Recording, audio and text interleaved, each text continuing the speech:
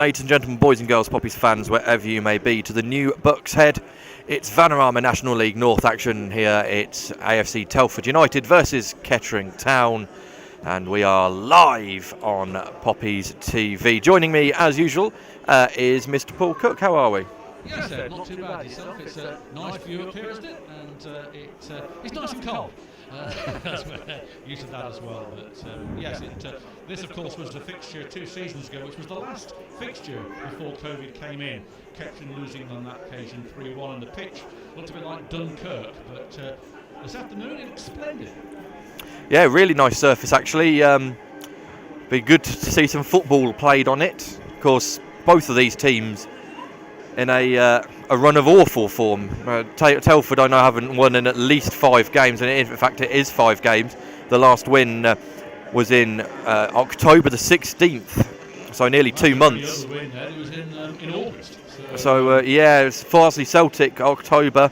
It was here, but since then a 2-2 draw away at Gloucester, a 1-1 draw here at Leamington, a loss to Bradford Park Avenue, a loss to Kidderminster, and a loss here last week to AFC Fylde is going to have, it has put them rock bottom of the Vanarama National League North. Kettering not too far above them really in 16th, a poor run, now 3 games in a row with 3 goals conceded. Of course, one of those was in the FA Trophy, but it is what it is. So we're just trying to work out some sound issues if you want to take over, Paul, and then we can try and work out what's going on. Yep, okay, my head is hopefully out of the bucket. We'll have a look and see what is going on, Tom, but how does that sound? We have to change this every time, of course, but there we are. Kettering team line up like this. In goal is Jackson Smith. Number 2 is Connor Barrett. 3, Alex Brown. 4, George Cooper making his debut. He's on from Mansfield Town, making his first appearance for the club, replacing Luke O'Neill, who I believe is injured. 5 is Conor Johnson. 6, Chris Smith. 12, Jordan Crawford, scorer of his first goal last week. Connor Kennedy is at 8. Joe McDonough, 9. 10, replacing Lamine Sheriff, is at 10. And 11 is Harrison Neal. Your subs today for the Poppies are Callum Powell at 7. 14, Lamine Sheriff, coming back from injury. 15, I'm not sure I've got George Cooper down there as 15, but he's there. And 16 is Claudio Afusu, and 24 is Kyle Perry. We'll have to see who the other... It's Luke Ward is 15. Luke Ward should be at 15, which we will change at some point. So the other 15 is Luke Ward. So there we are. AFC Telford, Ted Cann in goal. 3 is Ross White. 20, Brad Blood. 26, Saul Shotton. Theo Street is 6. 7, Elliot Dural. 8 is Adam Walker. 9, Jason Oswell, who's also their leading goal scorer on 4 goals. 14, Kai Williams. 10, Dom McHale. And 19, Kyle Bennett. The subs for the Bucks today: 5, Zach Lilly. 24, Ewan Bange. 2, Arlen Birch. 4 is Jed Abbey, and 11 is Brendan Daniels. So that are the 2 sides. As Ed said, that there's a new manager now also here at AFC Telford United. We did at one point think it might be Paul Cox, but it's in fact Paul Carden has replaced and gone in as his. I think this will be a second game in charge of the Bucks. Let's hope it's not new manager. Obviously already bought the tracksuit with PC on it, so they had to get another manager with the same initials. Very good, very good. But so there we are. It's going to be an interesting one for Kettering away from home. Their form is better away from home. In fact, Kettering's last 5 league aways are lost, won, lost and won. So we need to do a little better, but not too bad at all away from home. The last win, of course, was that fantastic result away at York City, which we covered for you. And it hopefully will be something similar this afternoon. So we're still trying to get this issue sorted out with the mic, but hopefully that there's something to do with it. Well, Callum Powell's doing a pirouette out there. He's warming up on the pitch. They're being replaced by Jordan Crawford, who scored that excellent goal against Boston Unfortunately, he wasn't on the winning side, and it was a shame for the young lad. But there we go. He's a decent player. You saw his interview. He's down to earth, and I'm sure he'll come very good throughout the season. But we are not far away from kick-off, 5 minutes away from kick-off, and the rain has ceased now on the ground. Not too many Kettering fans here. There's more, I think, in the main stand than anywhere else. Not many behind the goal, and you would have thought they'd get a decent crowd here. The last home attendance was 674. The highest was 1,700. That was against Hereford. So a bit like Kettering, the gates plummet and they raise on a match-by-match basis. So there we are. You know, Tom, how many Poppies fans have made the trip? Probably around 50. There was a bus load, and then they obviously travelled by car, some of them, so probably about 50. But behind the goal, I can count 10 at the moment, but there are scattered around the ground as it's not segregated, and you can go where you're like. In fact, behind the other goal, there's some red and white scarves as well. So the Kettering fans are everywhere, and will be probably until kick-off. So we shall see.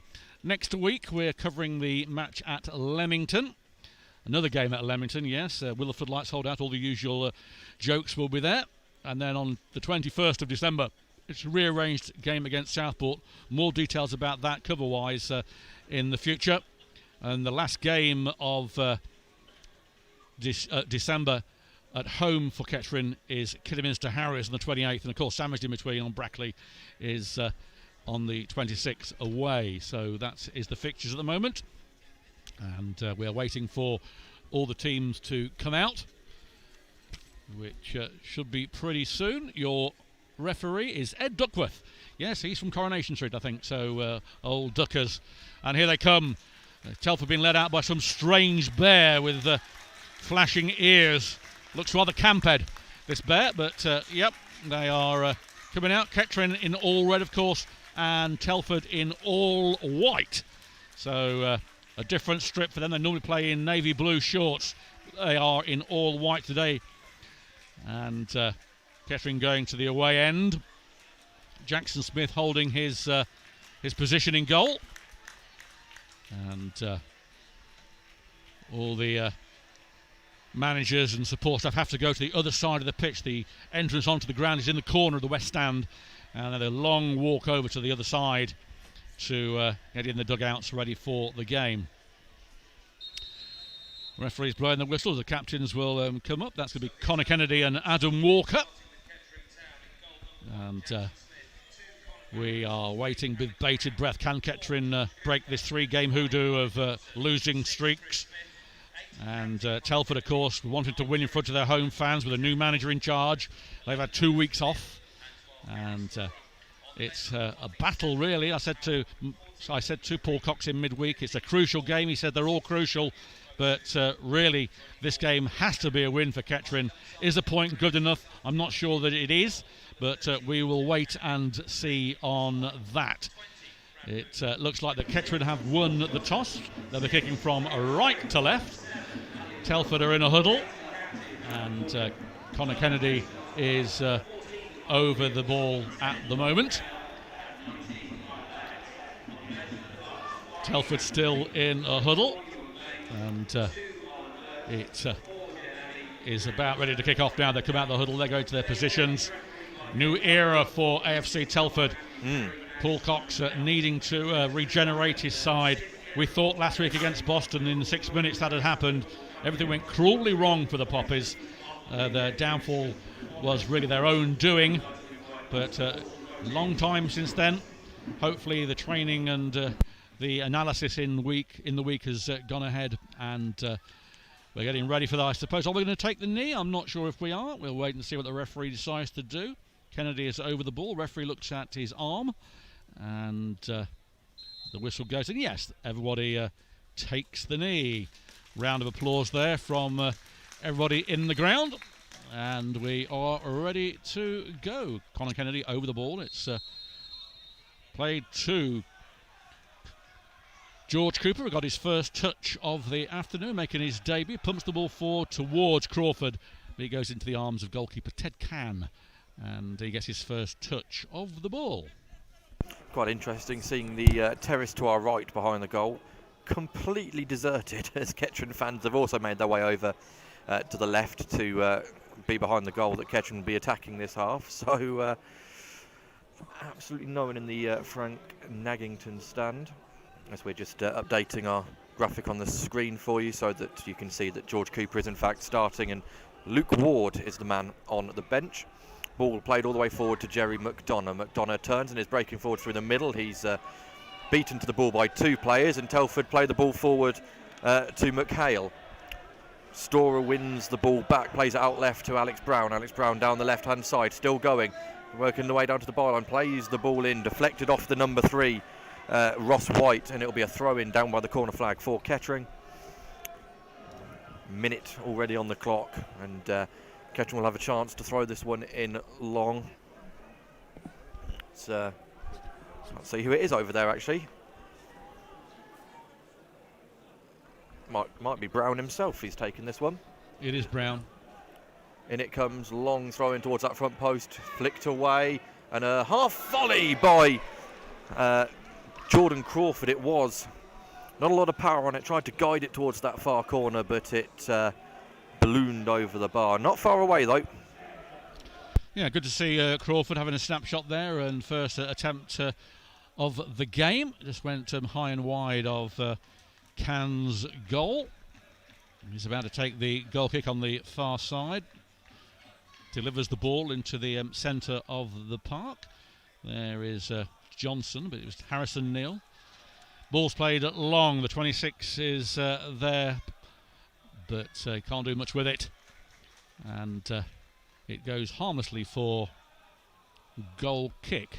McDonough couldn't control that, and it went off there. So again, it will be a goal kick on the 6-yard box taken by Ted Can.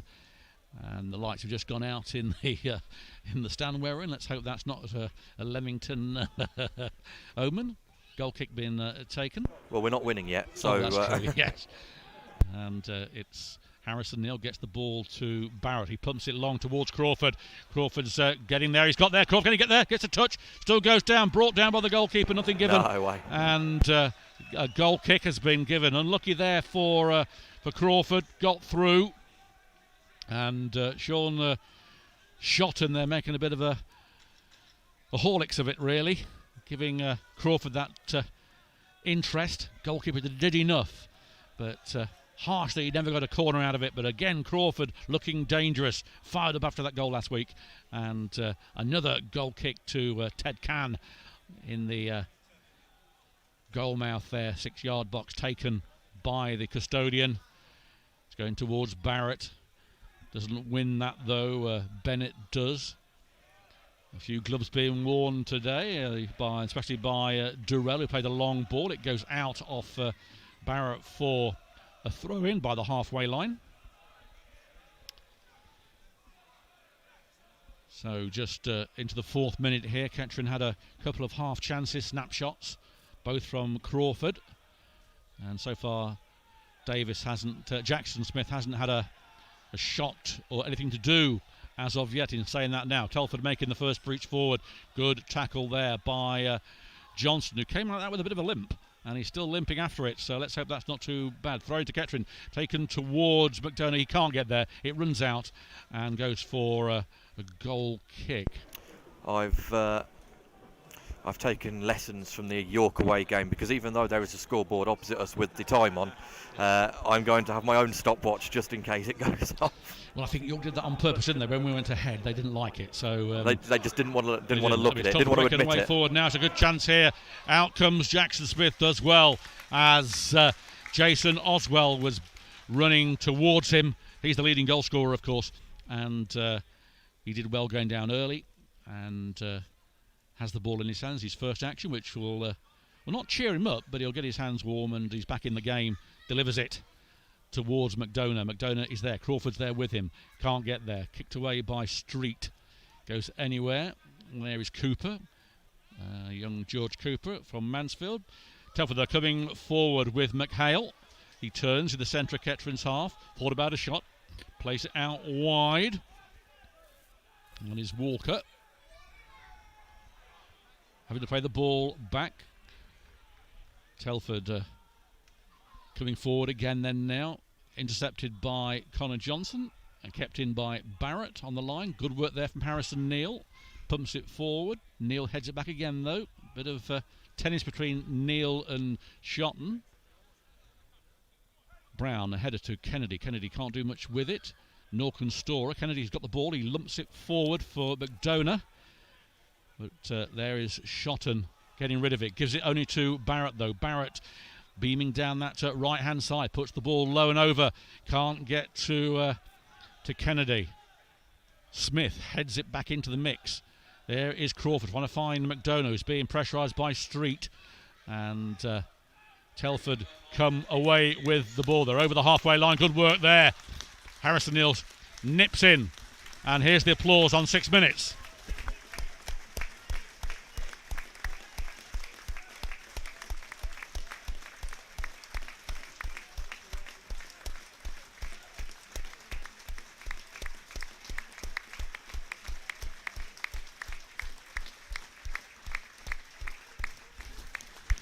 The game going ahead though while the fans acknowledge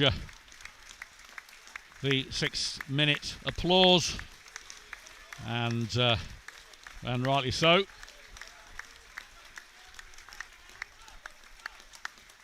Durrell then for the hosts gets the ball on the far side to Brad Blood. He puts it long for Williams, but it's intercepted by Connor Johnson. Goes out for a throw-in as the clap is continuing. Everybody up and applauding, and that now has ceased.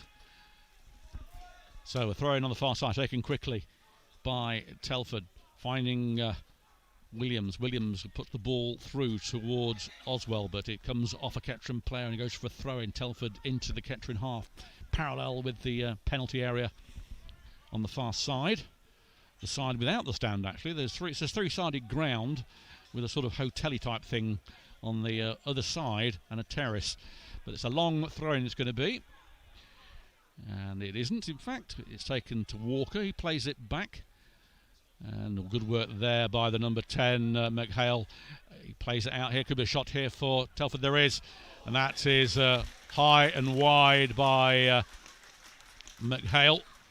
Didn't trouble Jackson Smith at all, who goes to retrieve the ball as the Kettering fans begin to get behind the team. There's quite a few of them now looking over there. They're all together on the left-hand side behind us. And there's a fair amount now, probably 100. Yeah, there's quite a lot of red over there, actually, isn't there? Yeah. We'll get a better idea in the second half when they move round to behind the goal to our right. But we'll see. Jackson Smith gets us back underway. McDonough's lost out on that header, and it's a free kick anyway, as he was pulling the shirt off the number 26 there, Sol Shotton. Crawford being a little bit petulant, refusing to move away from the ball. In fact, this one's been left for goalkeeper Ted Cann to come out. It's halfway inside the Telford half, all the way on the left-hand side. Always worries me in non-league when keepers come this far out of goal. I mean, I don't mind if it goes wrong this time, but one slip and it's passed straight to Crawford. He's got 45 yards of nothing just to run into. Left-footed then, Cann clips the ball forward. It is good, but it's cut out easily by Storer. And McDonough, I tell you now, if McDonough had a better touch, he might have tried a long ranger there. It's been well cut out from Theo Street, yes, who then plays the ball straight out of play for a throw-in inexplicably. Quite amusing, actually, because McDonough fell over slipping, and then Street slipped and put the ball out for a throw-in. So a combination there. Must be something down on there. They've probably overwatered that bit of grass, right, yes, maybe. Has rained quite a bit, hasn't it, around this area? Telford with possession, and Smith adjudged to have fouled Jason Oswell. I think he made a bit of a meal of it, Oswell, to be honest, but yeah, it was a foul. But it was a foul. It was a foul, can't deny that, but it's going to be telling Brown to calm down. Kyle Bennett to take this, although Elliot brother? Durrell has come over to make himself He's known. Had a few pies, hasn't he? Number 7, look at him. Wearing gloves. Durrell. At least no Kettering players saw the goalkeeper wearing gloves. No, in fact, he's the only player on the pitch other than the two goalkeepers wearing gloves. There's one other player in the middle. Look. So still unsure whether it's going to be Durrell or Bennett to take this. Durrell runs over it, so Bennett does whip this one in. It's a great ball and well defended at the back post by Johnson, although it allegedly has come off street last for a goal kick. Kai Williams has got gloves on, Ed, just to clarify there, as well as. So he has. He was hiding behind Chris Smith. Yeah, you know. As you can see, we're not wearing gloves. So 0-0 here at the New Books Stadium into the 11th minute. And those of you that came in the early 80s will see a tremendous difference in this ground. And we're reminiscing on the way down the Iwo Jima end, which is like a sand pit going towards the pub on the behind it. Remind me of where John Wayne was shot in that film, and nicknamed the Iwo Jima end. But a beautiful stadium, where three sides of it are anyway, and good infrastructure behind. And again, they don't own the ground though, so it is a community-based stadium.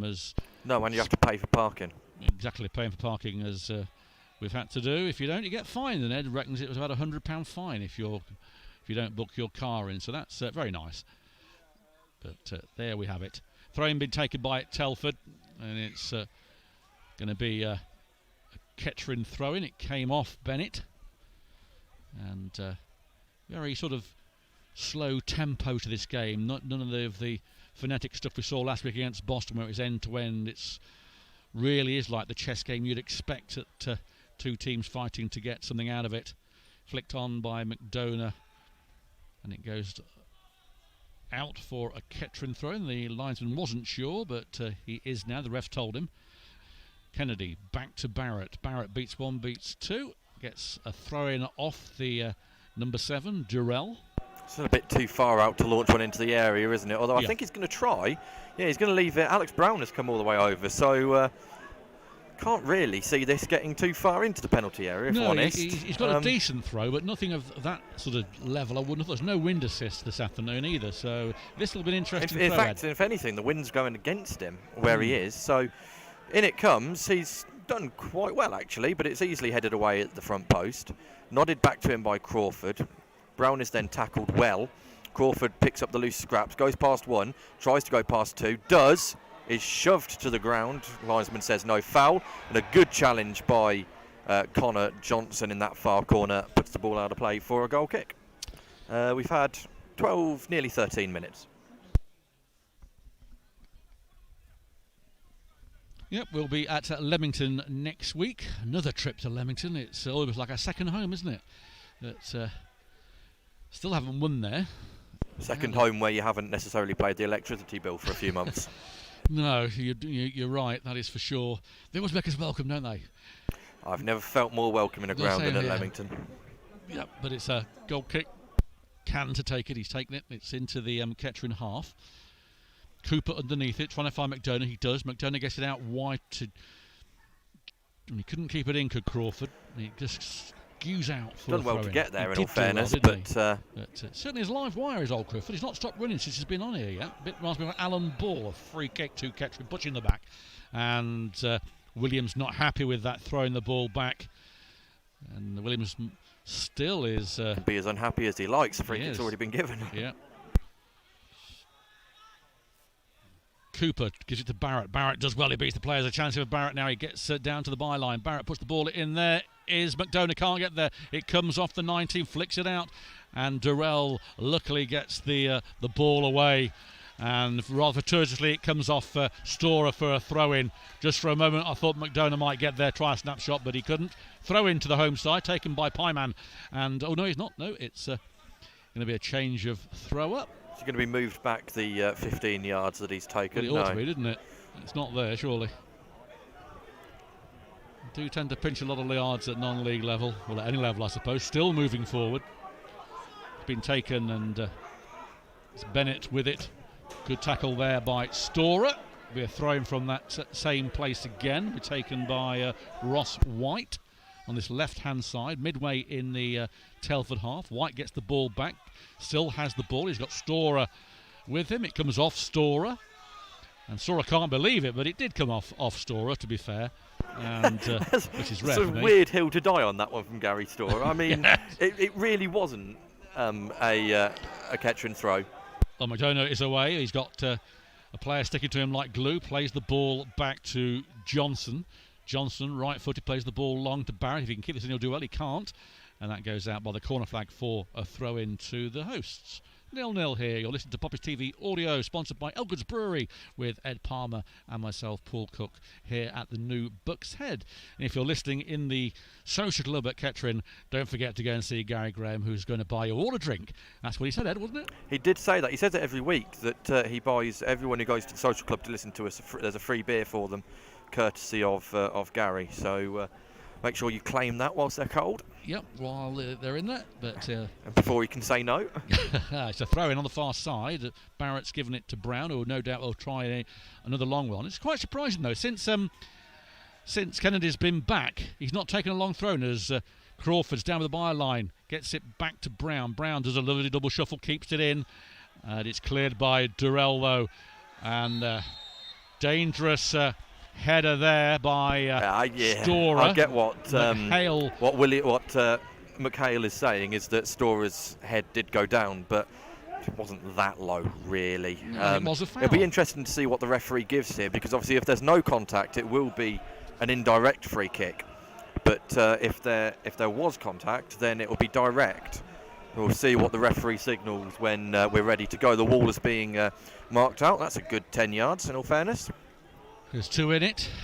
Brown shaping up. Of course, Brown has scored for Kettering in the FA Cup. What a goal that was as well. A rasper. But looks like it's going to be a direct free kick, so there must have been contact. No, he won't shoot anyway. Just wide of the post, made the goalkeeper scramble. Ted Pan. Yeah. I thought we were going to get one of your famous "Don't shoot, don't shoot." Well, I didn't tell him not to. I just didn't think he would. But he did, and Cannon was scrambling around, but it's back in play. Storer gets the ball into the penalty area. There is McDonough to Crawford. Crawford, goal! Crawford, he's done it again. Well, there we go. In the 18th minute, Kettering go 1-0 ahead. It was a ball from McDonough, who was being, I think, fouled at the time, but he slid it through to Crawford. Crawford took one step, placed it past McCann. Kettering 1-0 ahead. Crawford's second goal in 2 games, and he'll be delighted with that.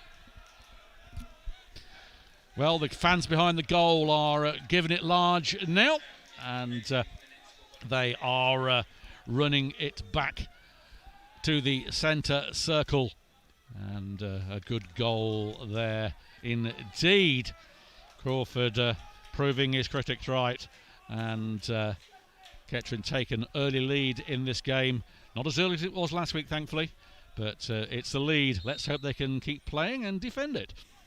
We're back underway. Telford then a goal down, coming forward with the ball, playing a long ball. There is Cooper. He gets the ball out, and that will be a throw-in to the Poppers on the far side. Johnson goes over to take it, and the fans still singing behind that goal, and rightly so. You know, we might even get the jingle bells towards the end of the in the game. I'm looking well ahead, aren't I, at the moment? Long way to go in this game, of course, and it's proven last week anything can happen. And there's a foul by McDonough, and it's on the Saul Shotton has gone down. Storer's gone over. In fact, it was Storer, not McDonough. So free kick on the far side, on the byline, halfway in Kettering's half. Paul Cox has come out of his dugout to give a 10 penneth. Everyone's lined up in the D, just in front of the D. And this is a chance here. Have a look at Twitter. And the ball is bound with Durrell. Durrell puts it in. Good chance here.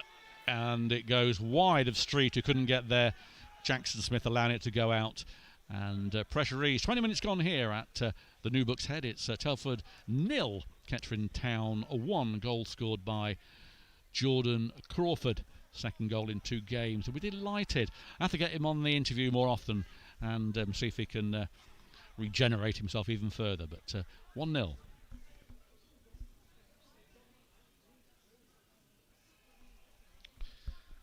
Jackson Smith with the goal kick on the 6-yard line, pumps it forward towards Kennedy can't win there. Street does, but he heads it out. McDonough might be able to get there before it goes out of play. He shields it, and that's a Kettering throw-in down by the corner flag on the far side, which will mean Brown time, I would have thought, for a long throw-in.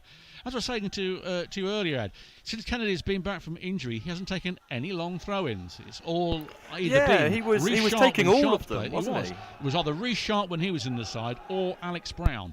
And Alex Brown is given the duty once again. Kennedy is in the middle by the penalty spot. Kettering fans behind that goal, giving it a bit, which is good. A few stewards in there just in case they want to swap mistletoe kisses. It comes back, and that should go for a corner. The referee has given a goal kick. Crawford can't believe it. But, no, the Kettering fans can't believe it either. I thought it was from here, but we're 70, 80 yards away, so who knows? Mr. Duckworth then given a goal kick. And... Mr. Duckworth? Duckworth. Must be Quackers. Oh, is that it? That's it, yeah. Is that the one? If it starts raining, there's a joke about water off a duck's back, but I'm not going to go there. Oh dear.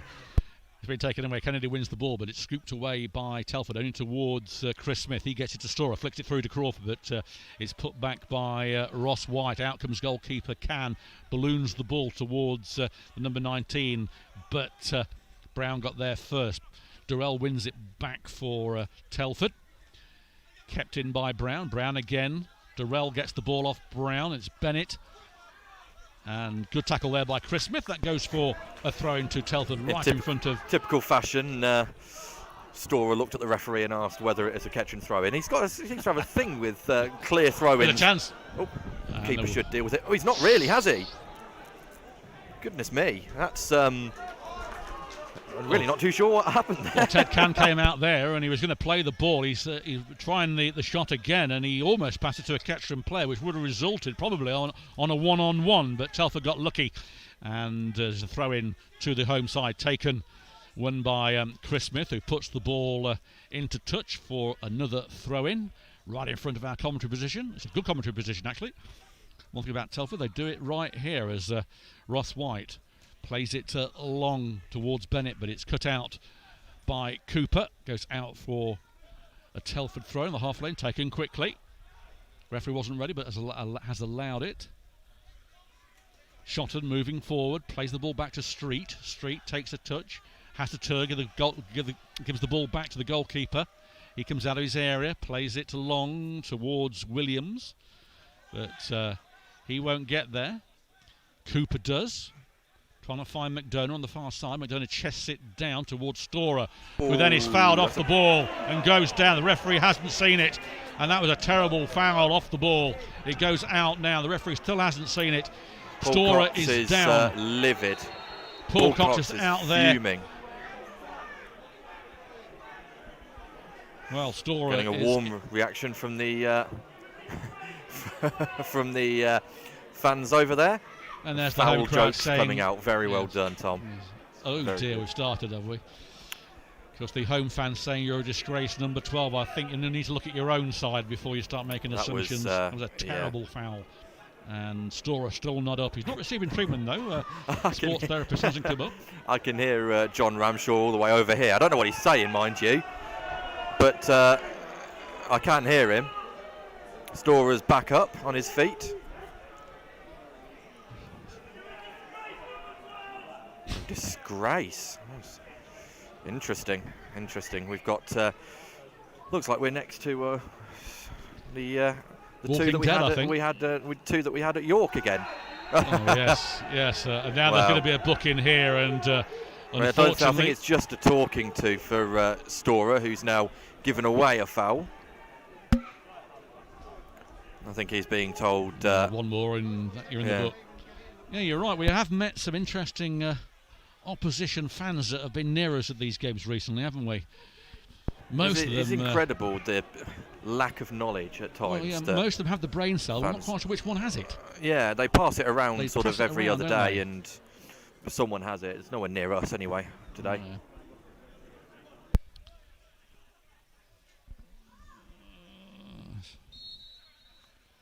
So it's a free kick on the far side. It's in swinging.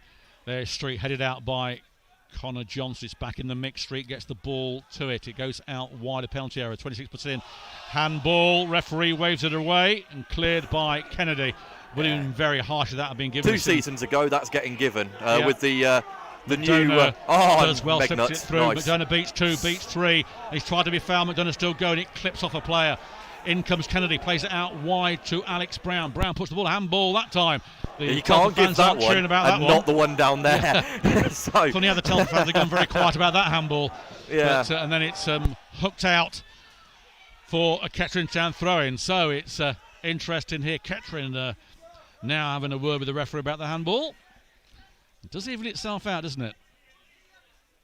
So things slowing down as Jackson Smith gets the ball to Chris Smith, namesake, plays it to Brown, who's going to take this throw in just 6 or 7 yards in front of the halfway line, on near to where we are. Pinches a few yards to the halfway line, throws it towards McDonough. He heads the ball off street, and that's a Kettering Town throw in. Brown again in action. The Kettering fans begin to raise their voices behind that goal mouth. Brown prepares for a long throwing, and Kettering's Land of the Giants contingent go into that penalty area, hopefully to cause some havoc. And see what we can do as Brown delivers the ball into the penalty area. Headed out back to Brown if he can get it. He can. He's going to allow it to go out for a throw-in, and does so. Another throw-in about 10 yards further down. It won't be at an angle, this one, though. It'll be pretty much 90 degrees to where it is. It's going to be fairly flat, and it comes.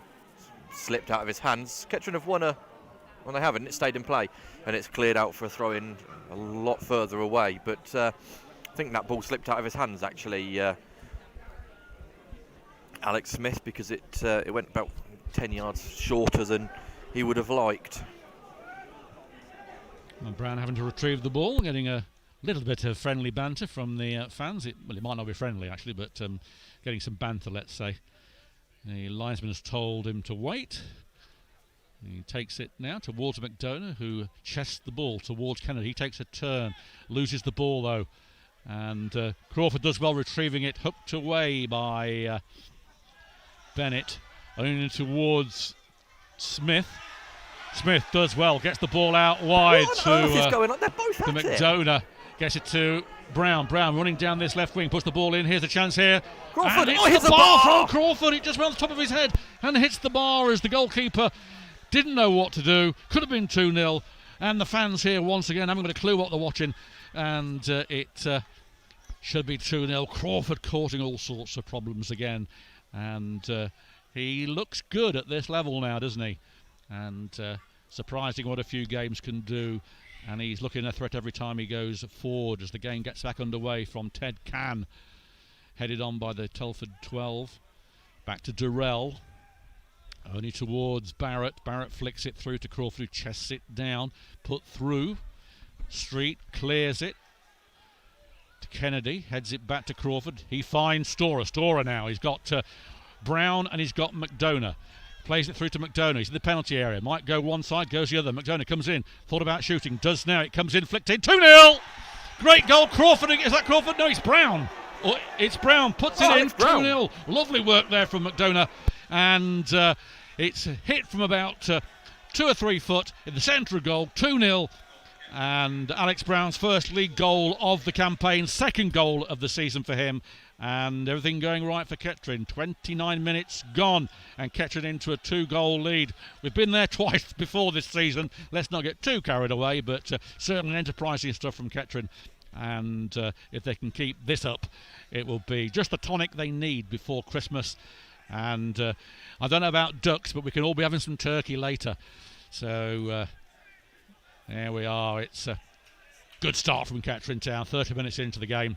And Telford find themselves under new manager Paul Carden, 2 goals down as Bennett gets the game underway for the Bucks. Back to Street. He lumps it forward towards Neil. It ricochets off of Neil, though, to Bennett. Bennett, not sure what to do. There's no movement for him. There is now. He finds Ross White to this left-hand side. Intercepted there by Neil. He finds Storer. He plays it to goal scorer Brown. Brown plays it long. Crawford won't win that, and that will go straight out of play and goes for a goal kick. Well, you're listening to Poppy's TV Audio. We're very, very happy this afternoon so far. And Kettering leading this match by 2-0. Scored by the first one, Jordan Crawford. And just a few moments ago, Alex Brown got the second goal of the afternoon to give Kettering a 2-goal lead. Can then plays the low trajectory ball from the goal kick, finds Chris Smith. He heads it down, flicks it through to Connor Kennedy. He takes a heavy touch though, and headed by Durrell. Plays it out wide. Barrett will allow that to go for a throw, which he does. John Ramshaw showing his skill at trapping the ball, and waits for Connor Johnson to go over to take it. Kettering need to keep this tempo up, and if they can add a few more goals, that'll be brilliant. McDonough flicks the ball through. Brown wasn't ready for that one.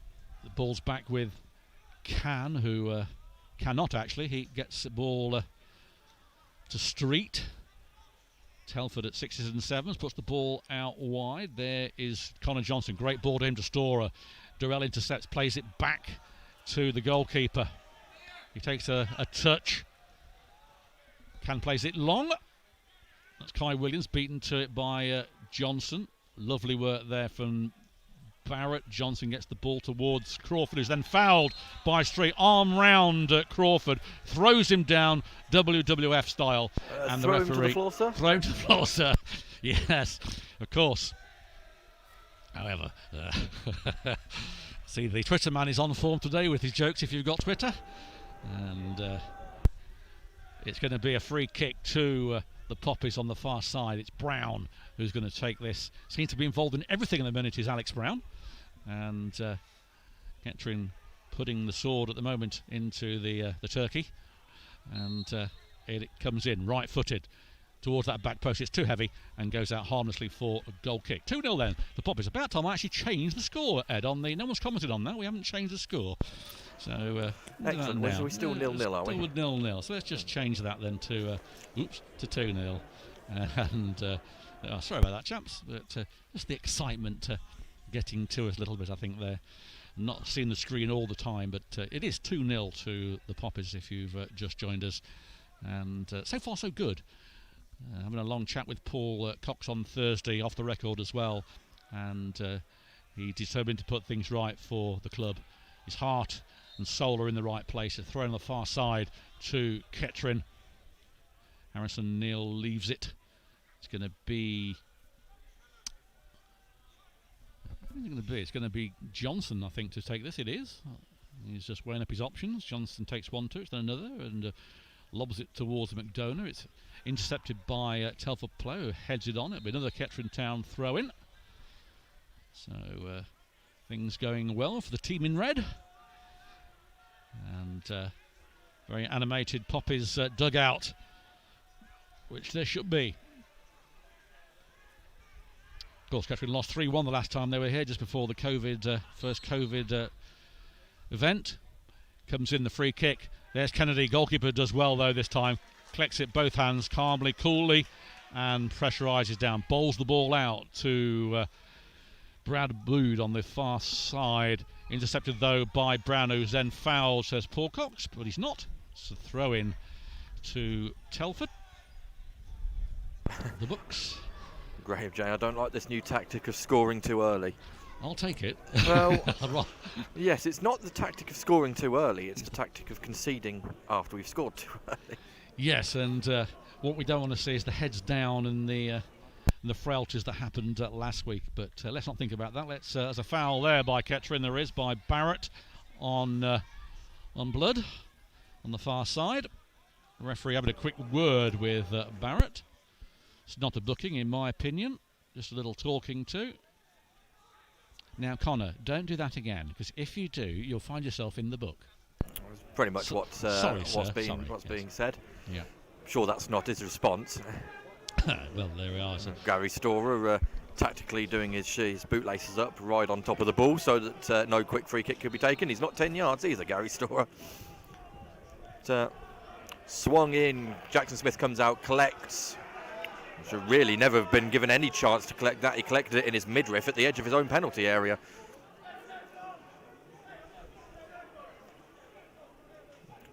Still with the ball in his hands, Jackson Smith. Won't bowl it out because number 9, Oswell, is stalking him. He's still got the ball in his hands here. He's taken a long time, Jackson Smith. There he goes, eventually kicks long. I think he's overhit that by a long way, actually. And, yep, straight out of play for a goal kick up the other end. That was worth the wait. Wasn't it? Yeah, it was worth the wait, exactly. But, for the lights beaming down in this December afternoon. And nice stadium. Give the attendance later when we find out what it is. But usually pretty good attendances here at Telford. You've maintained their support, which is good. Can then takes the goal kick halfway line, won by Barrett, but he only heads it out for a throw-in just inside the Telford half. False throw in there, nothing happened. He just pinched a few yards in the process. Tries to find Kai Williams, can't get there. Harrison Neal can. It comes off Storer, and Neal then just hooks the ball towards McDonough, who's chasing down Shotton. He's in front of Shotton. Crawford's in there with him, trying to get the ball to Crawford. Comes into Kennedy. Kennedy shoots. Oh, it just goes wide of the post. There's a snapshot, and just probably a foot or so wide of that post. Goalkeeper would have been struggling. That could have been 3-0, but it just went harmlessly wide. But a good attempt there on 37 minutes from the Kettering captain, who's netted 3 goals so far this season, and we know he can find the net.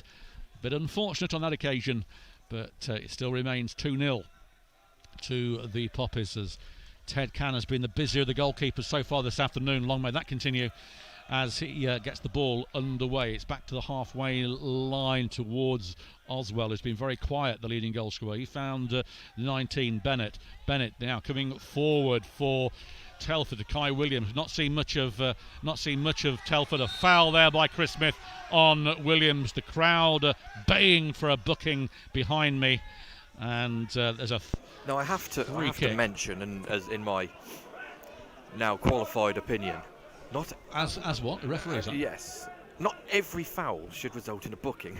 If we do that, Only we'll with never this crowd, finish any game of football ever. But with this crowd, it's a different kettle of fish. You know that. It's not a booking in any way. Well, it's going to be a free kick, and there's 2 in the wall. Jackson Smith organising it. The referee's having a word with Storer. I don't know if he wants to join in the wall with him. I'm not sure, but he's having a chat. He's not sure what that was. Sort of mime artist, but it's. Yes, you're trapped in a box. You can't get out of this. Bennett then with this free kick towards the back post. It's a good one, and that goes high and wide and hopeless as it goes into the vacant. Well, there's 2 people behind the goal now. Actually, there wasn't earlier, but old Jackson Smith has to go trot over there. Not seen a lot of action being stood there, have they? It has really been all Kettering. I can't remember the last time Jackson Smith had a save to make. I don't think he's had to make one. I think he came out. He came out and collected one, and he's come out and collected a few crosses as well, but. Not really been a shot. I don't actually think Telford have had a shot. They've had a few headers from free kicks. Nothing on target, that is for sure. No, it's been a long 38 minutes for the home fans that are here at the new Box Head. Marvellous. Long may that continue. Kettering, of course, scored through Jordan Crawford and Alex Brown. What the left back was doing in the centre of the penalty area from open play, I'm not actually too sure, but we're glad he was there. It was a sweet little strike from 6 yards, whatever it was. It was a good tap in. He was there, and where a striker should be. But Telford now getting a chance, but well won there, and they come away with it. Intercepted by Chris Smith, who does well. Gets it to Harrison Neal, plays it out wide to Barrett. Barrett goes by 1, gets the ball to McDonough, but it comes off. What happened there? No, McDonough, I think, just miskicked it, and it bobbled out of play for a throw-in. Chris Smith has had his doubters, and probably rightly, actually, in the last few games. But so far today, he's been quite solid. He's been very good, actually. Number 14, Kai Williams, has got very little change out of him. Yeah, he looks quite dangerous when he goes forward, doesn't he, Williams? But he falls over a lot. So Chris Smith has done very well in thwarting him, though. It might be that new haircut that he's got, clearly. Oh yes, it's rather savage, isn't it? This yes, haircut. Rather savage. And of course, the new guy Cooper's doing reasonably well as well. So let's get on. Yeah, Cooper is in the middle of that back 3, if you're interested. Smith on the left and Johnson on the right. So just so you're aware of where Cooper is, he's holding the fort in the middle of that back three. Telford being forced all the way back to their goalkeeper from an attacking position. Ball all the way along. There is Cooper, headed away, brought down by Kennedy, who's barged in the back. Nothing given as Barrett. He's out of his area, isn't he? I thought he caught that actually on the line, but okay. Yeah, very close, wasn't it? Maybe, yeah, I don't know. That was very close to the edge of the area for the. Did you say yes, close to the edge? Did you say yes, close to the edge? Very good. Those who the older persuasion might get that one. Kennedy just had a quick word with the referee there to ask why there was no foul given for him being barged in the back on the halfway line. It was a barge, wasn't it? It was a full throttle barge as well. It wasn't a gentle little tap. He went down like a bag of spanners as the throw in comes off McDonough, unfortunately, and that will be a Telford throw-in, although Kettering don't agree with it, but Storer over there, first voice asking for the throw-in. As usual, yeah. I don't really know what his obsession is with throw-ins, Gary Storer, but he wants every single one of them. There he is, great ball over the top to Crawford, keeper comes out, doesn't clear it, and McDonough can't bring it down. I think McDonough could have turned there and he could have lobbed the keeper, couldn't he? And who knows what could have happened then. McDonough doing well, then he's fouled. Yeah. He's fouled. Well done for McDonough, but like you say, if he'd have brought the ball down first time, it was... Keeper was out of position, wasn't he? He could have tried to lob him, but fouled by Walker on the far side there, giving Kettering a chance. And I'm not too sure. Brown. We'll maybe put it to the fans. I call him McDonough and you call him McDonough. Which is right? I'm from the eastern side of the country and you're from the middle part of the country. It's just the accent difference. Okay. We'll ask him. In comes the free kick over everyone, straight into the hands of Ted Cann, who bowls. Wonderful ball out, looking for Kai Williams. Good work from Barrett on the wrong side of the pitch for him. And he's done really well. Turns away from Kai Williams. Still going, Connor Barrett. Lays it off to Harrison Neal. Neal looking for an option. He goes back to Jackson Smith and just calms the play down a little bit before Smith hits long, looking for McDonough. Headed away by the Telford number 20 over there, Brad Bood. And out for a throw-in right in front of the home bench, who are not liking what they're seeing at the moment. Well, it's very, very still over there, isn't it? There's no animation, there's no shouting, they're just watching the game. Throw him in, taken towards McDonough, chests it down, turns. Still, it comes off him though, under pressure with a throw-in, taken quickly. And rather scooped. Well, that's gone out of play and come back in. Yeah, Shotton was almost... I can't say it. But it was appalling. It wasn't great, no. It's happened at every level of football, though. Those that slip out of your hands and come onto the pitch before going back off again. Looks like it's going to be a long throw-in. Crawford thought he was fouled before the throw-in was taken.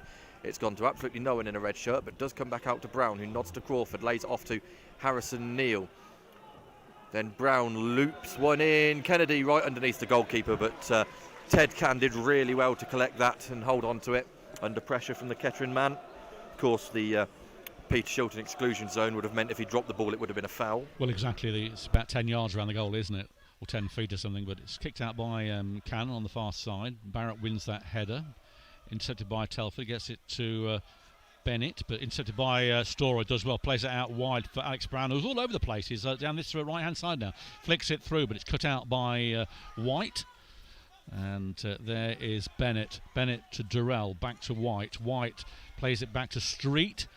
Street, a bit of a tangle here, has to play it back to the goalkeeper. Fran's not happy with that as Crawford's bearing down on the keeper. Smith heads the ball back, but there's no Kettering player there. White's underneath it.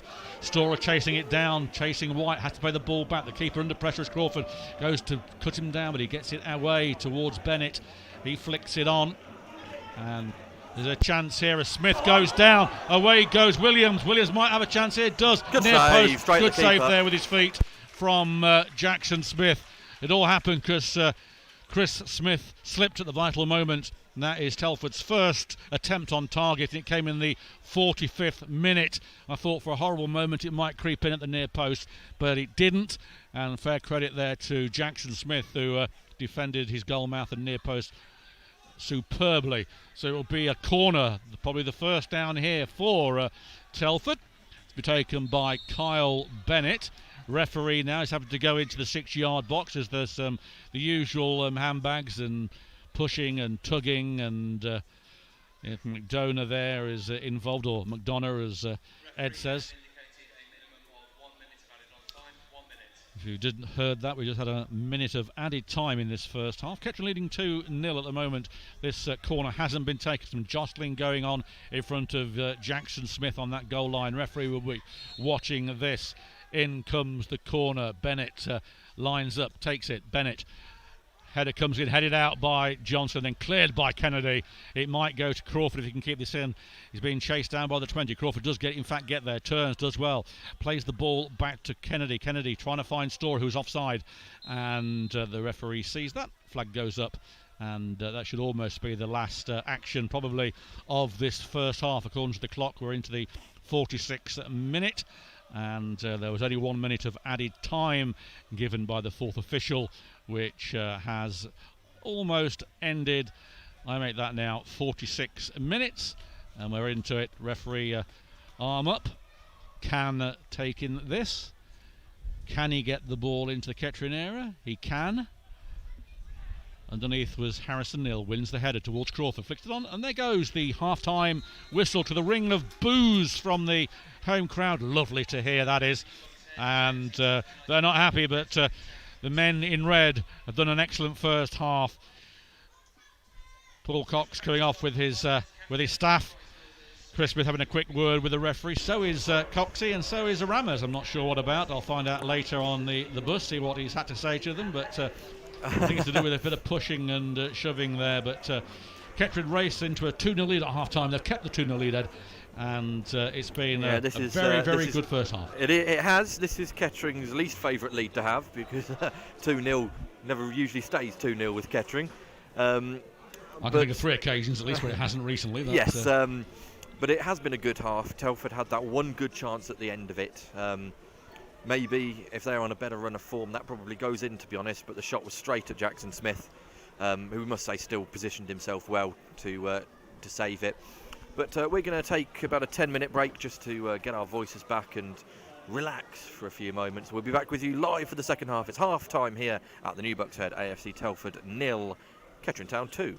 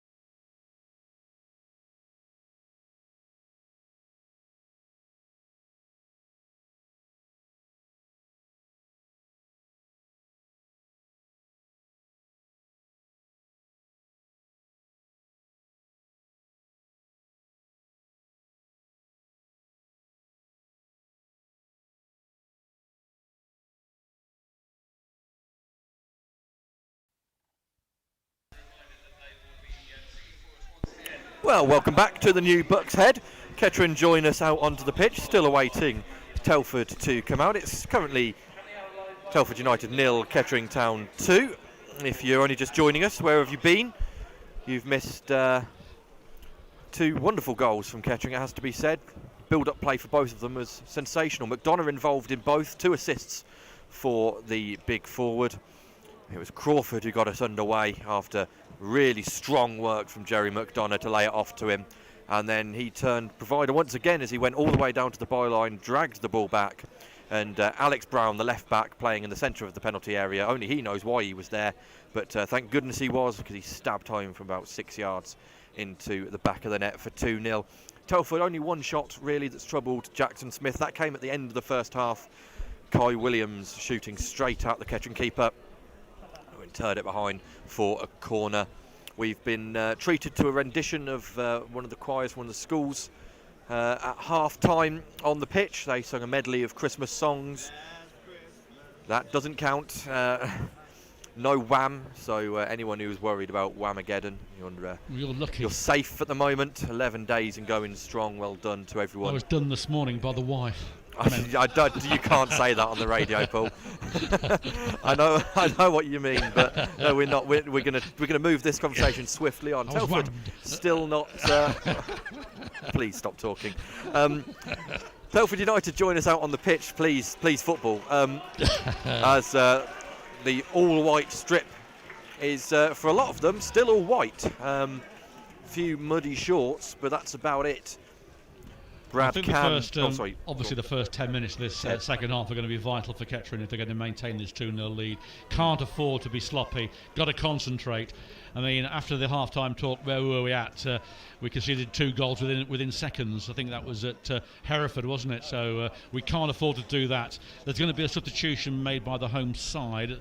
I can just see the board going up over there. We're bringing that when we find out. Kettering have not made any changes, and why should they? They've all played really well in that first half. Well, we were having the discussion, weren't we, at half-time, with if we had to pick the man of the match now, we're not too sure who we'd give it to. There's about 5 players at least that are there to win it, so we'll have to see who shines in this second half. Hopefully it'll be an even more difficult decision. But 2 is being replaced by 3. Well, so number 3, Ross White, is substituted off, and Arlen Birch is the man to come on to the pitch. I bet Birch will be quite strict. Didn't get that one, did you? Those of you that have been birched in the early days of your life will know all that's about. But referee's ready to get us underway. Kettering then kicking from left to right. All the Kettering fans have moved to the empty, vacant stand in that good following over there, isn't there, with a few more that are in this stand, and we are off. Crawford racing through to try and break down Street. He plays the ball through to McHale, but he loses it straight away. Puts the ball out wide for Brown. Brown plays it long, but there's nobody there. Crawford trying to get there. Can't. Street gets a foot in, and that will be... well, I thought Crawford had played that onto Street, who then shanked it out of play. But Kettering don't get that throw in, and then a good 5 yards taken from the throw-in taker, who's thrown long. It's miscontrolled there by the Kettering defence, and there's a chance early on, and Telford have a chance. Good save by Jackson Smith. Good save to his left, but a good start to this second half for Telford. Just what I said, wasn't it? We've got to really look after these first 10 minutes, and they get the first strike on target, and it was well saved by Jackson Smith. Palmed it out and hooked away by Kettering, but opening doors in this second half to Telford and their fans behind that goal in full voice. Throw-in by Blood, who's been taking this a long throw-in, and that would have Chidwell. He decided not to. Heads it on. It's going to come over. In comes Storer. It's Harrison Neal actually, and a good tackle from him. Throw in again to the Bucks, who seem to be with their tails up after that chance. And of course, the half-time talk from new manager Paul Carden will have been ringing in their ears. He can't be happy with what he saw in that first half. Let's hope that Kettering can defend better than they have done in the recent games and not fall foul of anything. It comes over the chance here, blazed over the bar. That should have been a goal. Dom McHale there leant back from the penalty spot and blazed it into the Hammer Leisure stand, when really anything on target would have given Jackson Smith all sorts of problems, and it was a chance went begging there for the home side, and luckily for the Poppies in the 47th minute haven't conceded a goal. It always seems if Kettering can get over the first 10 minutes or so of a half in the second half, they'll do okay. 2-0 then as Smith gets a ball. He hoofs the ball out of the halfway line though to the cheers of the home fans. We don't want them getting behind the team too much. Smith heads the ball, but only towards Bennett. Bennett then loses the ball, and it's a Kettering Town throw-in. Bennett goes to collect it. How kind of him. And it is Brown on the far side who's going to take this throw, and he pitches about 10 yards in doing so. Throws it long for McDonough. He can't get there. Storer does. Street gets in front of Crawford, and Crawford's adjudged to have fouled Street, which seems like David and Goliath, to be honest. Yeah, I was going to say the size difference there is an interesting factor. It is, isn't it? You know, it's not as if that Street is slim either, is he? You know, he's in the sort of Perry unit type of unit. He's been around a bit though, hasn't he? A lot, Theo Street. Yep. Very experienced defender. Pretty slow though at the moment. He was in the first half. Let's hope he stays that way. It's going to be the free kick taken by goalkeeper Can. Put it into the penalty area. Headed up by Chris Smith. Might go for a corner. Headed out by Kettering, and Barrett will do well. He does. He clears it. And it's still in play. Headed out. But unfortunately Powell is not Powell. Good ball there to Bennett. Goes one way. Goes with the ball. Comes in. This is better from Telford. Headed away by Brown on the far side. He's a throw in. The fans behind the goal now. Getting no behind one told the him he had time there, Alex Brown. He didn't need to do that. He didn't. He could have hooked it away. It's pressure for the Poppies at the beginning of this second half. Can they withstand it and hold on to this 2-0 lead? A goal here would cause all sorts of issues, I think, for the Poppy side that seems to be fragile once they concede a goal. But let's hope they don't. Throwing comes in. It's long. There's Street. And I'm not sure what happened there, but I think there was a tug. I think we can say that, can't we? And I'm getting all these awful looks. But it is a free kick to Kettering, which Jackson Smith will slow down and stop the impetus from the home side, who'd gathered quite a bit actually since coming out of the blocks in the first 5 minutes of the second half. You're listening to Poppies TV audio, sponsored by Elgood's Brewery. And this is I wish I had. And with Ed Palmer and myself, Paul Cook, the ball is long towards McDonough. There's a 20-60, he gets there first. Kennedy heads the ball on, but again it's cleared by Shotton and in towards Brown to Crawford, who loses the ball. Away goes Durrell. He finds the number 10. Durrell goes forward, and out comes Jackson Smith. He's a bit of a tangle there, and Smith has been fouled. Two Kettering players are down. One of them is the goalkeeper. Kettering haven't got a reserve goalkeeper on the bench, and the other Kettering player is down. Is who? It looks like he looks like the new lad, Cooper. He collided with Smith, went over there as the Telford player, the number 19, which is Bennett, careered into them like a raging truck. But luckily, nobody. Trucks often rage, do they? They do. They do on I mean, American TV shows. The word bull was there for the taking, but you've bull in the china shop. A raging bull, but never is mind. It a boxer, was it? But, anyway, nobody is injured, thankfully, and Jackson Smith dusts himself down. No physio came on, sports therapist came on. It'll be a free kick to Kettering, and it'll be Jackson Smith who just taking the approach up to the ball. Everybody in the halfway line comes in. It's a good kick towards Kennedy. He can't get there. Walker did. Cleared by Bennett on the far side, but intercepted by Brown. Now Brown has got Crawford in front of him. Brown's going down that wing, gets the ball through to Crawford. There's McDonough, and he took it off Crawford's feet, and it's cleared only towards Story. He can't get there. Smith can. He's put it out wide, back to Brown, who then he's pushed in the back. It'll be a foul on the far side, and this should be a booking, and is the first booking of the afternoon. And the cries of off from the Kettering fans. A little harsh there on Kyle Bennett, but it's definitely a booking, and he's the first player to go into the referee, Mr. Duckworth's book this afternoon. So that would be a free kick on the far side, halfway in the Telford half. And Harrison Neal is shaping up to take this. Brown just dusting himself down. Score of the second goal, of course, and it'll be fantastic for Kettering to get another one here. It's a good position. I'd like to see McDonough get one. He's deserved something. He's had the assist this afternoon. It is Harrison Neal then, shaping up to take this. Whistle goes. In comes Neal. It comes in well here. There is McDonough. Godwin drops it and gets it on the second attempt under pressure from Chris Smith and Connor Johnson, should I say, sorry. Ball very close to the edge of his area every time he has the ball in his hands, hasn't he, Ted Can? It's very close to just wandering outside of his area with the ball in his hands. I'm not really too sure he's aware.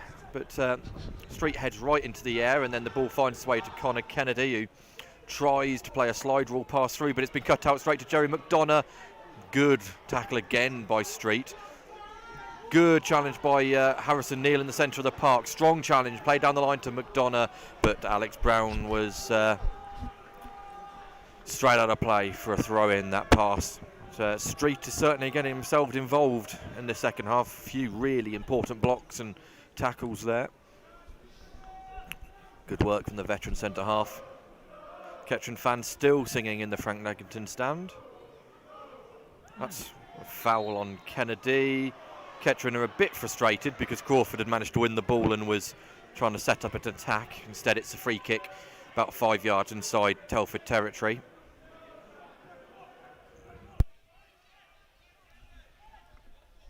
Alex Brown will take it then. Telford high line, good 6 or 7 yards outside their penalty area. They seem to be just being pushed back a little bit at the moment by the Kettering front line. So left-footed. In it comes, should be the goalkeepers. He punches, not well at all, and it's cleared away and then headed forward by Neal. Cooper was there, and it's deflected away for a corner. No, it's been kept in on that far side.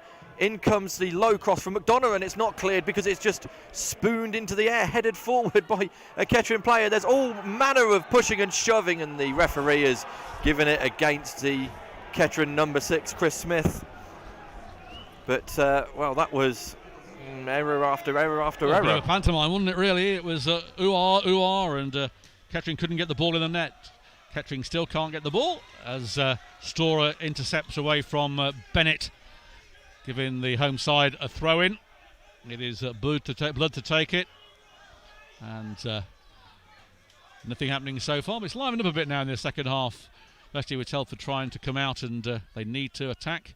It comes off Connor Johnson for another throw-in, so more advancement for the home side, taken quickly. It's back with McHale. McHale stumbles, goes down. Referee says that's a foul by Barrett, and rushes over quickly to stop any interference from either player. Durrell will be taking this free kick on this left-hand side, a couple of yards inside, well, from the byline, should I say, halfway in Kettering's half. Byline. Touchline, byline. Line. It is. It comes then right-footed towards that back post. Out comes. Well, Jackson Smith missed it completely. Dived at full strength. Didn't get a hand to it. And nobody else did. So the only positive from that is if Peter Short was down there taking photos, that would have been a wonderful photo. Full stretch. Where is Peter Short, by the way? Don't know. I can't see him out there on the. No, that the luminous high vis is nowhere to be seen pitch side. So he's not out there. So. It will be a goal kick by Jackson Smith, who's not had a lot to do, but what he's had to do, he's done well. He made a good save at the end of the first half. He's made a very important save at the start of the second half, actually. If that goes in, it's a very, very different game of football. It's a bit scrappy as Storer plays a ball through to Crawford, well out by Ted Can, who just launches the ball downfield. And Jackson Smith will take his time as he collects it in the corner of his own penalty area, waits for the pressure from the number 14, Kai Williams, and then picks the ball up. Again, he'll be shadowed by Carl Williams, so he can't roll the ball out. He's going to have to kick from his hands. The Kettering keeper, and that bounce was a little bit suspect as he nearly drops the ball. Storer flicks on. I think it's too much on it, although the 26 has completely hit it, and McDonough will get there. It's on the edge of the box for Kennedy. Kennedy lays it off to Storer. Storer would love a goal. He's taken a heavy touch straight into the hands of Ted Can. Well, McDonough's gone down, but if any shot by a Kettering player, rather than trying to run the ball in the net, should have been a goal. I mean, they had Kennedy should have let fly. I do agree. However, if that goes in, we're saying what a fantastic goal it is. Storer, I think, for all the flack he copped in the first half, I think he would love a goal. He doesn't score very often, does he, Gary? He doesn't. No, only 5 goals. I think it's about 148th appearance. He's coming up to his 150, isn't he? He is, yeah, and he's only scored 5 goals in his career. Got to remember that the majority of the time at Kettering he's been dispatched as a right back. So only really this season and maybe the end of last season that we've seen him deployed in that central midfield role. He is very versatile, Gary Storer. He will play wherever you ask him to. But yeah, it's a different role the game for him. that you're missing against Leamington could be his 150th game. I am there against Leamington. Against Southport could be his 150th game. Yeah, so we will check that one out. That game won't go ahead. It probably. Well, it all depends on weather, doesn't it? 21st of December, at home, Tuesday night.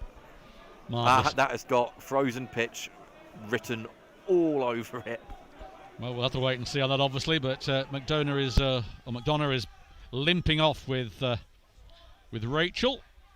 No Perry substitution is being readied. Perry is warming up, but still walking a bit heavily on that right leg, isn't he, Jerry McDonough? He's a big unit, and he's still limping around.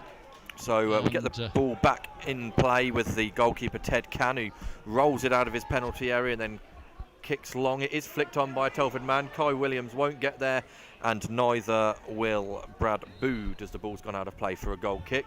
Jerry McDonough has come back on, although he's quite slow at the moment. Perry's still out there. Let's hope he can run it off, because he's been a threat all afternoon to McDonough. He's very powerful. He's certainly getting into his stride, having a long layoff from football, and he's very keen to do well for Kettering. Storer beaten to it. Neil gets there to Barrett. Barrett loses the ball though to Walker. Walker puts the ball through. It's a good ball, and a bit of a melee going on. It's cleared, but it's a poor clearance. Gives Bennett a chance here. Here's Durrell. Might try a long ranger. He does. It's intercepted by Connor Johnson, and Smith can't stop it from going out for a corner. That was, I think, just instinct from Connor Johnson. That ball was going harmlessly wide. He stuck a boot at it, as all good defenders should do, to stop the ball going anywhere near the goal, and it has resulted in a corner. He probably could have left that to go out of play, but corner it is for Telford. It'll be right-footed, so swinging away from the goalkeeper, or it may be one of those clipped ones in. It is clipped, headed away fairly, well, not well. The volley in is deflected and straight into the hands of Jackson Smith as he stays down. Jackson Smith, although gets to his feet now a little bit slowly. No one getting ready for either side at the moment. There are substitutions out and warming up, but no one looks imminent to join the fray. Ball is in the night sky, headed on by Neil. Street gets there though for the home side, lumps it forward, then put back into the night sky by Connor Johnson and put out by Jordan Crawford. Number 20, Blood taking this. He throws it long. Johnson underneath it, loses the ball though. Bennett's there, so is Cooper. Cooper turns, puts the ball out. If in doubt, get it out, and that's what he did. Good work there from the youngster. And the number 19 comes over, who is Kyle Bennett, to take this throw in. He's going to leave it though for the number 2, the substitute, Arlen Birch.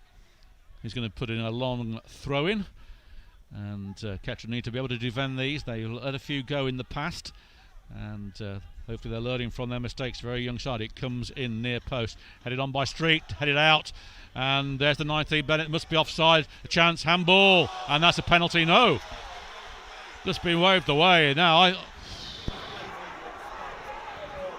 no, never getting those.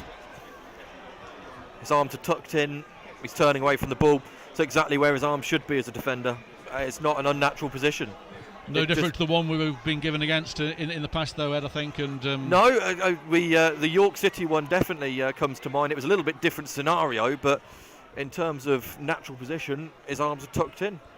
Well, it's resulting in a corner. It comes in near post, pumped out by Jackson Smith. It goes out for the corner taker, who lets it go out for another corner. Kettering under a bit of pressure here at the moment, and the Telford fans obviously baying for a penalty, but I thought it was, but it wasn't. It comes in again, back post, headed in, goal! And Kettering have suffered once again. Street getting the goal back. Now we have a game on our hands, and that pressure paid off. Kettering's inability to defend again has come in at the back post, and Jackson Smith gets nothing on it. Theo Street does, and on the 63rd minute it is now 2-1 to Kettering Town, and that is going to be now a game on for Paul Cox's side, who have been very, very frail. Once they concede a goal, they often concede another one very quickly, and then it's all hands down. Let's hope that doesn't happen. 2-1 here at the new Bucks Head. Certainly Telford have come out in their second half, and they have presented Kettering with a few problems, but it's again the defending that's been the problem for the Poppies. They got away with it twice, but at that back post he was virtually under Mark Street, and as Ed said, very experienced player comes in and gets the home side back in the game. Well, we did say it at 2-0. It's Kettering's least favourite winning scoreline. And we said it doesn't usually stay 2-0 very often, and again it hasn't. Well, we always say who gets the next goal is important, and once again Kettering have failed to capitalise on that. A push in the back on Crawford, but no, it's not. It's a foul, and it will be Birch who'll be taking this throw in. No, it's not. It's going to be Blood. I call him Blood, but it's is back with him. Cleared by Storer. Crawford up front with Street. Street wins the header this time and gets it to Durrell. Durrell fighting off Kennedy. Still Durrell with it. Plays the ball back to the goalkeeper. He takes a touch and then delivers the ball towards McHale. He can't win it. Bennett does. Gets it out wide. This is more improvement now from Telford. Coming inside, it's Blood. Might try a shot. It's in the penalty area. Dangerous target for Kettering. Good tackle there, though, by Cooper, who's hurt himself. No, he hasn't in the process. A throw-in to Telford. It's more of a game now. And a throw-in is coming in from Ailen Birch, as the Telford fans behind that goal are beginning to voice it. And Kettering at 6s and 7s in that defence has been showed. It comes in again, headed on. There's a chance here at the back post again. It goes out of the penalty area, put into Durrell. He puts the ball in, headed out by Chris Smith. And it's Telford, though, that gain possession from there. It's back with Birch. Birch, right-footed, put it in towards the back post there. Street, out comes Jackson Smith, who juggles with it and catches it just outside the 6-yard box. And it's beginning to look at panic stations, Ed. Yeah, I think this is... I think the curse is actually becoming somewhat actually real.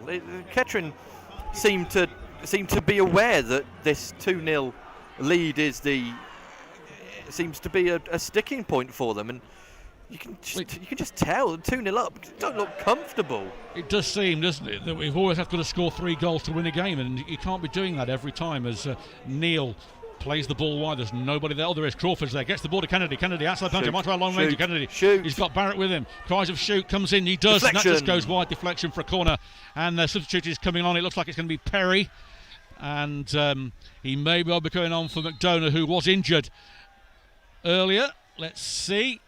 Mount Lure there with the board, and it is in fact Jerry McDonough who is limping off, so it's an injury to McDonough.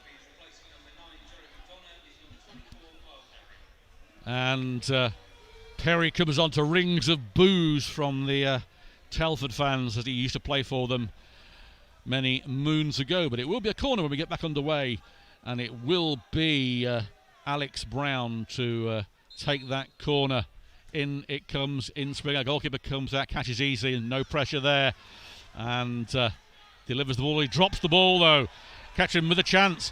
Gets back to Brown. Brown goes by 1-2. There's a foot in there. Kettering can't get the ball, and somehow Telford get the ball away rather fortuitously. It's only towards Johnson. Johnson, shows too much of the ball.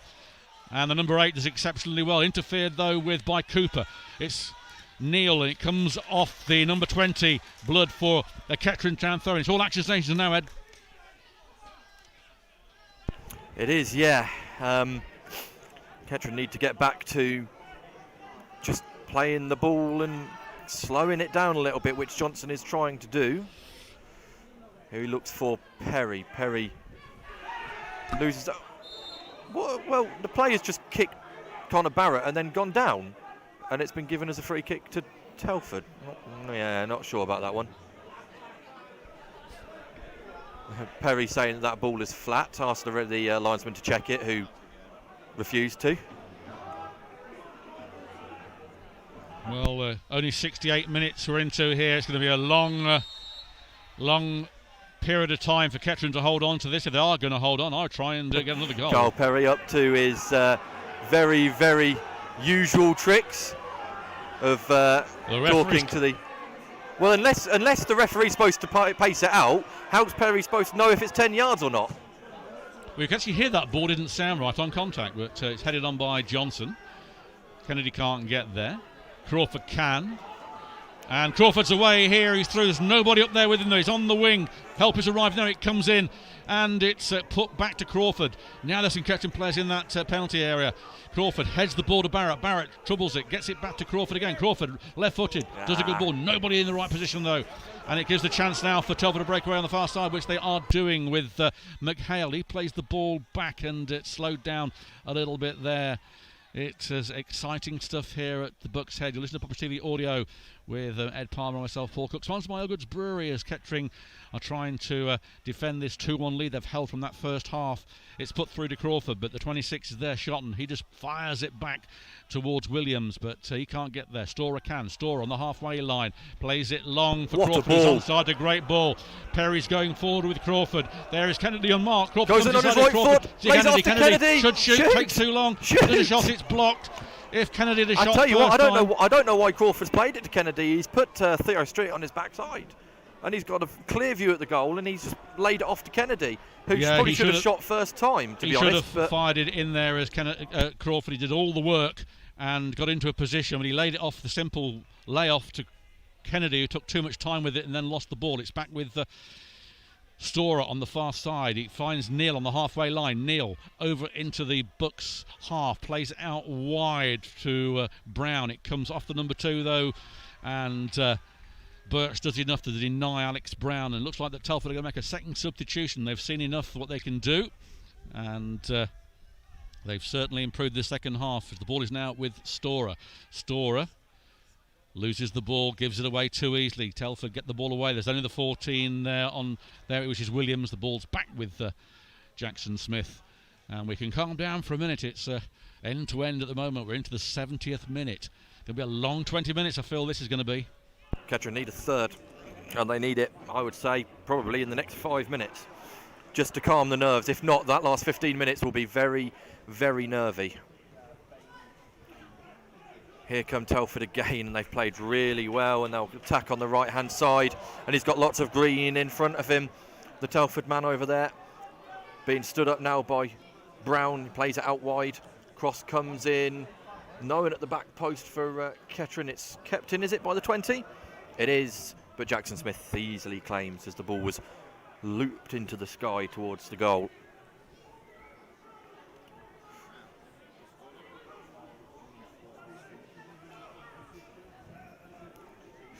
Getting to the stage where teams are going to be tactically letting Kettering go 2-0 up, isn't it?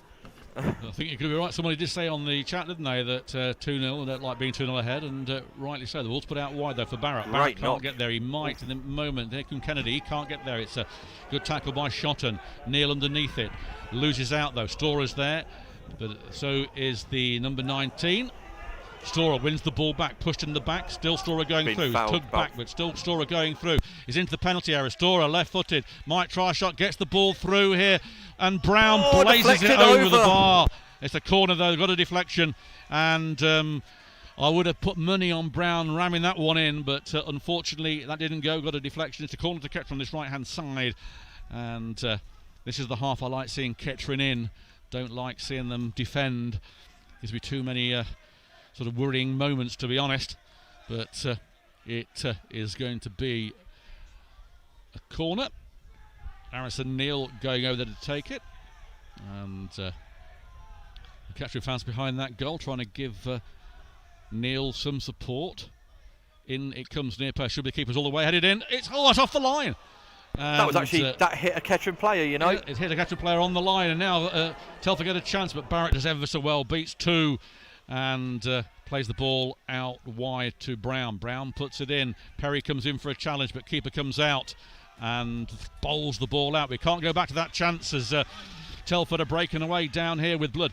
He's plays it square. There is Walker. He finds Shotton. Shotton, right-footed, plays it wide on the other side. It's better football here from Telford. How that didn't go in for Kettering for a third goal, I do not know. It hit a Kettering player on the line and bounced out, and then Telford cleared the ball. They're into the Kettering half. It is Durrell coming inside. He plays it out wide to Walker. Walker. He's got blood with him, but still Walker pressing down here. Still Walker with the ball. Puts the ball in. A good chance here. And out comes Jackson Smith. Catches it on the 6-yard box. And it resumes at Telford 1, Kettering Town 2. Thrilling stuff here at the new Bucks Head. Ooh. It is, yeah. Could really do with these 17 minutes really sort of going a bit quickly. Jackson Smith hits long. Perry flicks the ball on, tries to bring it down. Crawford gets it, nicks it off Street, and Crawford's one-on-one. Oh, spoons it over. Well, there was a suspicion of handball, I think, initially, but referee let it go on. And on comes the second substitution. And it is number 24, Ewan Bang, is coming on, replacing Dom McHale.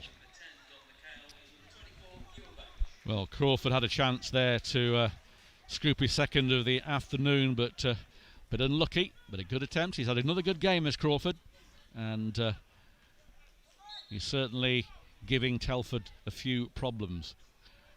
It's going to be a goal kick, and Can takes it, delivers it into the Kettering half, flicked on by the number 9 to Blood, who's out there on the 20.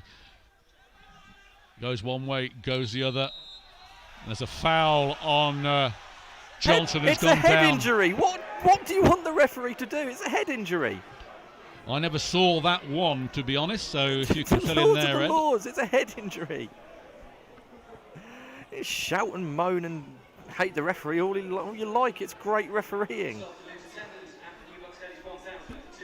1,247 is the attendance here at the new Bucks Head. Connor Johnson is now up. Telford will have the ball.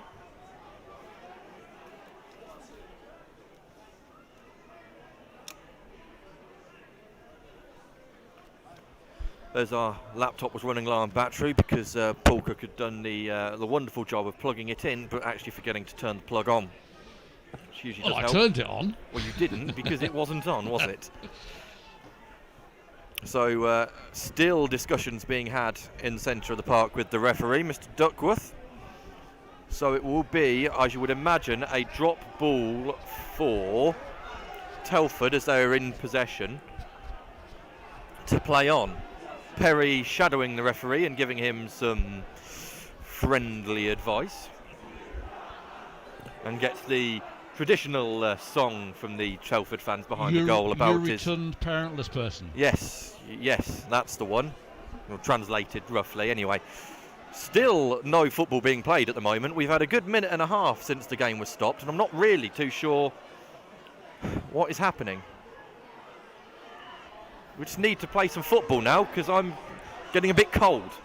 Yes, after all the excitement, the fans are getting a bit uppity as well in all the stands. Of course, they're in with the sniff of getting a point at the moment, and referee's doing a sort of... put the ball down and play football. Put it down, referee. Get on with the game. It's not strictly come dancing. There's people Why dancing are we not playing around. Football? There's arms going around. Just put the ball down and play football. Duckworth is beginning to lose the plot. It's now been 2.5 minutes since the game was stopped, and now the ball is put down and played, lofted into the far post, and Jackson Smith collects. Well, I haven't seen that before. That was the longest delay for really nothing. Well, you're right. It was nonsensical, wasn't it? But it's like he'd frozen. He just stood. It's like he was holding out a tray of Ferrero Rocher. Oh, Mr. Ambassador, drop you those do if he had spoil done. us. Well, the ball is back into the half, but Street heads it back into Kettering's half. Shotton can't get there. Slice, though, by Connor Johnson. Flicked on towards Perry. Perry lets the ball go through to Barrett. Barrett falls down, and it's cleared by Telford. Cooper allows Smith to come out. Smith delivers it to Connor Barrett. He finds Kennedy. Kennedy chips the ball towards Crawford. He can't get there. Blood can, and he puts it out for a Kettering Town throw-in, left-hand side. Right, anyway. Football has happened for the last 2 minutes. Uninterrupted. Well, that's right. Kettering fans beyond the goal now have livened up, which is good. 13 minutes left, plus the 12 to be added on from the referee holding the ball in his hand. That's Crawford's fouled. Yeah, easy foul, easy foul. Every day of the week and twice on a Sunday, that one. Yeah. Perry has not stopped talking to the referee since he came on.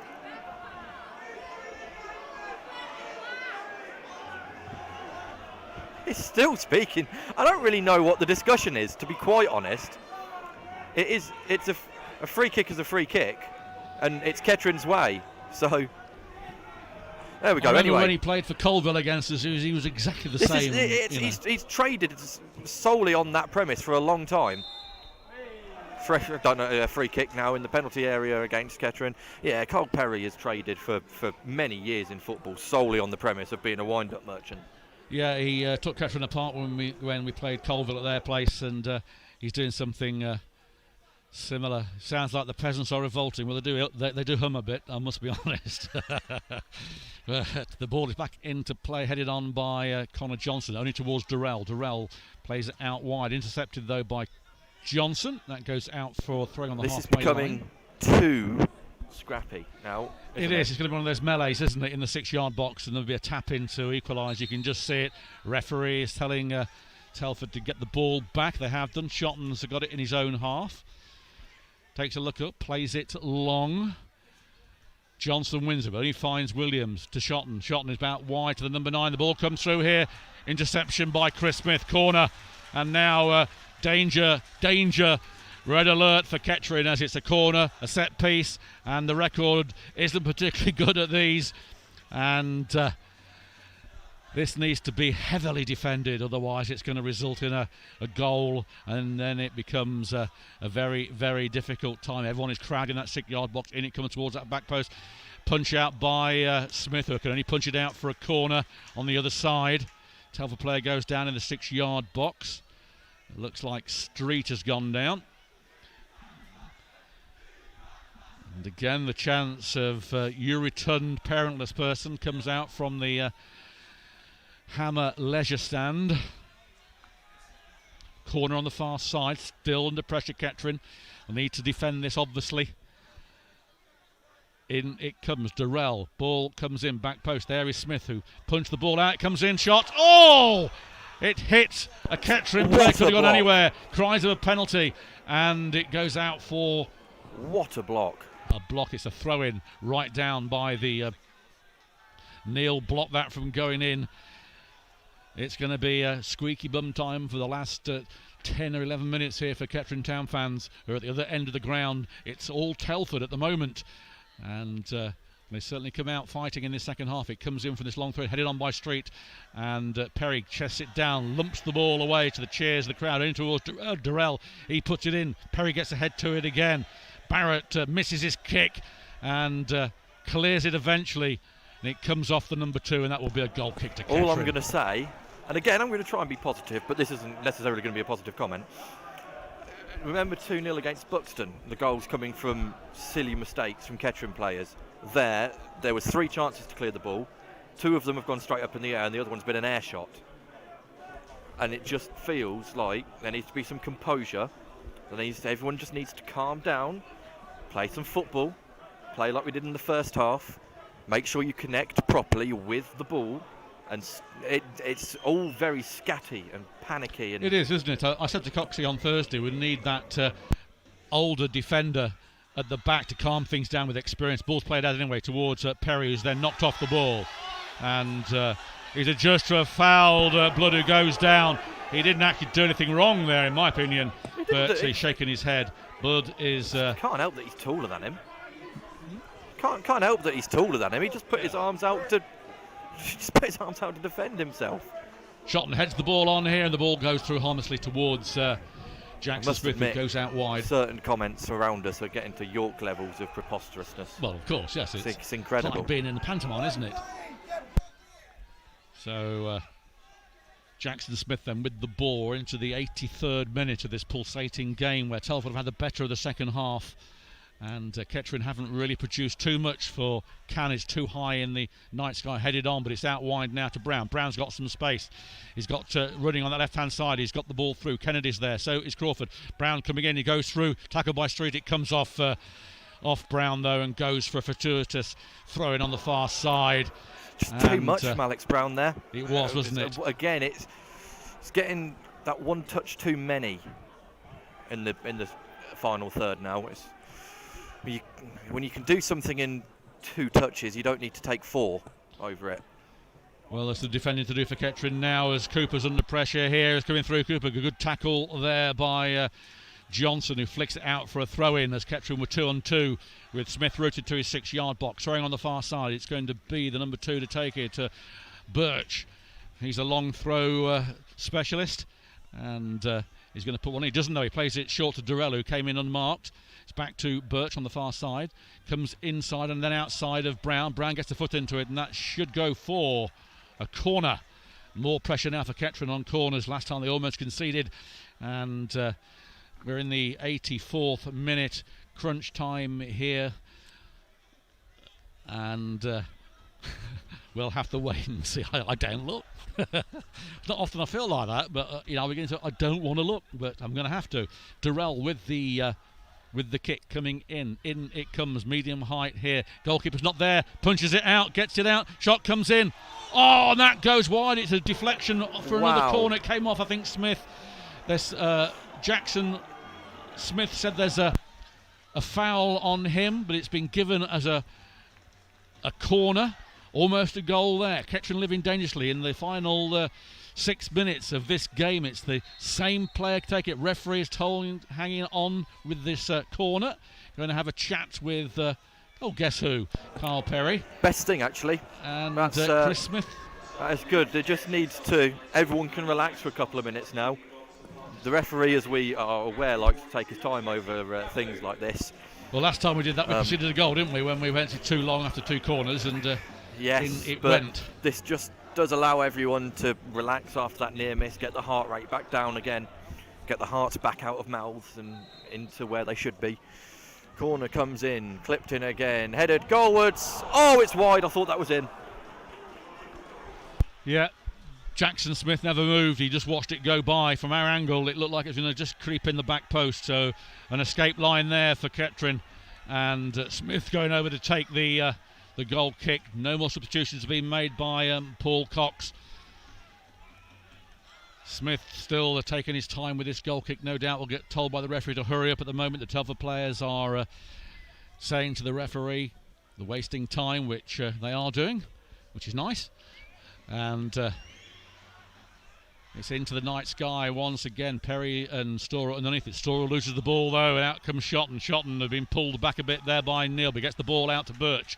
Birch on this right hand side, going to lump the ball in. He's got Durrell with him, doesn't use him. It ricochets off Kennedy and will be a throw in to the Bucks. At that point there were 6 Telford players making their way forward at the same time from open play.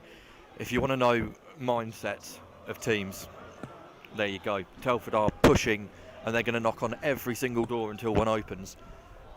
Flicked on by Street, cleared by Neal, but Telford get the ball again. Crawford trying to chase it down, does well Crawford. It finds Storer, Crawford underneath it, but a foot in by Blood.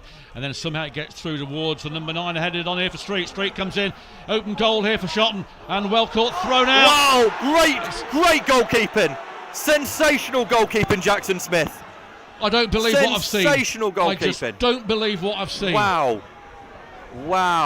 Goalkeeper Jackson Smith has pulled off either the greatest save of all time or it was a goal. I don't know. Wow. Luckily there's no VAR, but he sort of caught it on the line. He was falling into his net. He threw the ball away. No Telford player could force it in. It goes out for another throw-in. Kettering have escaped one there as it comes in again. Headed out and by Perry. He can't do much with it. Street gets the ball in. Great save from there. Here's the equaliser. Surely it comes in. It is! And Kettering have got it go again. It was coming and the fans go mad. Kettering have once again capitulated in this game. 2-0 up. They can't win at 2-0. And there's a booking for taking the shirt off. And after all the heroics that Jackson Smith came out with, it's despair for the young Poppies keeper as Telford have fought back from 2-0 to 2-2. Disappointment once again for the Poppies. I can't believe what I've been watching, and it is so disappointing for young Jackson Smith. Bundled out of it, and there it is, 2-2, or in the 88th minute. Who'd put money on one team getting a winner? And I don't think it would be the team in red if that is the case. The ball is back now with Johnson. He puts it through. It's a poor ball, but Neil gets back to it. He finds Chris Smith. Smith plays it long towards Crawford. Crawford won't get there. Street will. I'm wrong. Crawford has got there. There's nobody though with him. There is now. Kennedy comes in. Crawford comes in, puts one in here. Crawford is in the ball. He bounces out. Cries of was it in? It's still in play though. And this is Barrett. Barrett gets the ball back to Neil. Neil towards Crawford. Crawford's onside. Comes inside. Crawford trying to get the ball over. It comes in there. There's Perry. It's headed out here. In comes Neil and Crawford. Headed out and Durrell just heads it anyway. It comes off Perry. Shotton has the ball. Puts the ball back. Can Johnson get there? He can. A great tackle by him. Street comes in. There is Shotton gets the ball. Barrett can't win it. It's a mad scramble at the moment. There's feet going everywhere. And away comes Barrett for Kettering. Plays the ball back to Cooper. Cooper, long ball. It comes in off him. Barrett chests it down. Wow, this is exciting stuff. Neil on the halfway line for Kettering. Again, comes in Neil. Not a lot on for him. Plays it out wide for Kennedy. Kennedy does trap it. Crawford's in front of him. Can't use him. Crawford, in the dying moments, playing it back too much. He's under pressure. Puts the ball forward. Nobody there, though. And all that hard work gone to waste.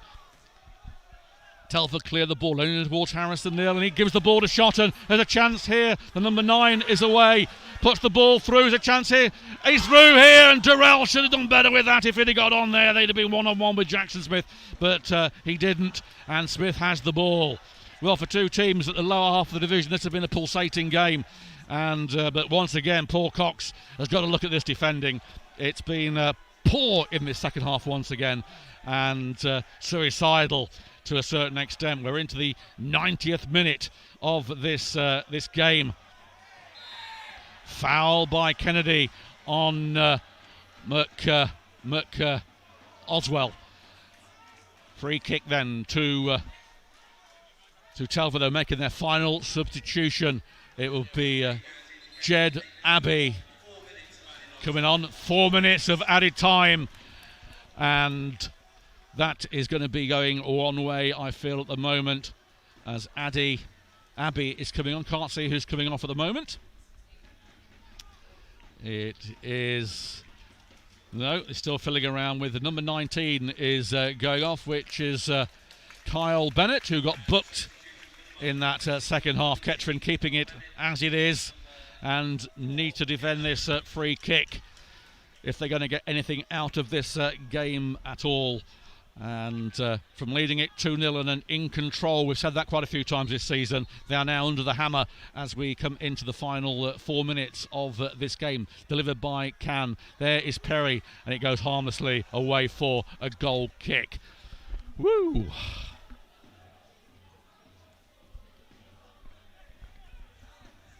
I don't know if my heart could take too many more of these games, Ed. I've seen too many of these this season, and the old ticker is not what it used to be. Well, I think you're sharing that with a lot of the players on the pitch at the moment. Ball back from frustrating, Smith. To be honest, doing this week after week.